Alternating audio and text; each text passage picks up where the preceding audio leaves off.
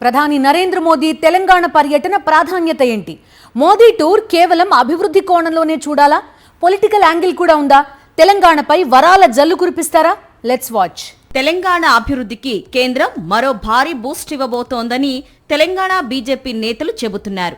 సుమారు 7,800 కోట్ల రూపాయల విలువైన మౌలిక సదుపాయాలు, రవాణా, ఇంధన రంగం ప్రాజెక్టులకు ప్రధాని మోదీ పచ్చజెండా ఊపనున్నారని సమాచారం.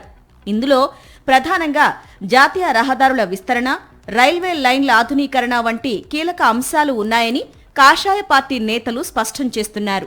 రాష్ట్ర ప్రగతిలో భాగస్వామ్యం కావడమే లక్ష్యంగా బేగంపేట్ వేదికగా ప్రధాని మోదీ చేతుల మీదుగా ఈ భారీ ప్రాజెక్టులకు వర్చువల్ పద్ధతిలో శంకుస్థాపనలు, ప్రారంభోత్సవాలు జరగనున్నాయి. తెలంగాణ ఉపాధి కల్పనకు పక్కా రోడ్ మ్యాప్ వేయడం జరుగుతోందని బీజేపీ వర్గాలు నొక్కి చెబుతున్నాయి.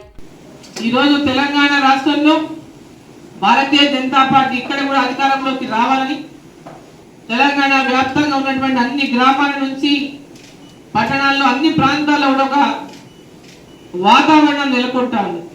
ఇక్కడ కూడా డబుల్ ఇంజన్ సర్కార్ రావాలి, నరేంద్ర మోదీ గారి యొక్క నాయకత్వంలో తెలంగాణ కూడా అధికారంలోకి రావాలని ప్రజలందరూ కూడా ఆశిస్తున్నటువంటి నేపథ్యం.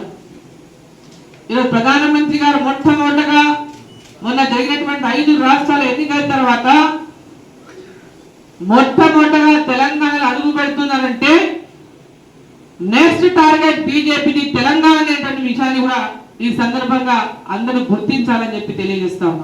ఈ నెల 10న మధ్యాహ్నం 2:20 బేగంపేట్ చేరుకోనున్న ప్రధాని నరేంద్ర మోదీ అక్కడి నుంచి నేరుగా గగనతల మార్గంలో హైటెక్ సిటీకి వెళ్లనున్నారు.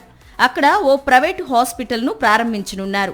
ప్రధాని పర్యటన నేపథ్యంలో హైటెక్ సిటీ పరిసరాల్లో భారీ భద్రతను ఏర్పాటు చేస్తున్నారు పోలీసులు. సాయంత్రం 5:30 మోడీ పరేడ్ గ్రౌండ్కు రానున్నారు. ఒకవైపు అభివృద్ధి పనులు, మరోవైపు రాజకీయ విమర్శల పదును. ఈ 2 అంశాల కలబోతగా ప్రధాని మోదీ ప్రసంగం ఉండబోతోందని బీజేపీ వర్గాల ద్వారా అందుతున్న సమాచారం.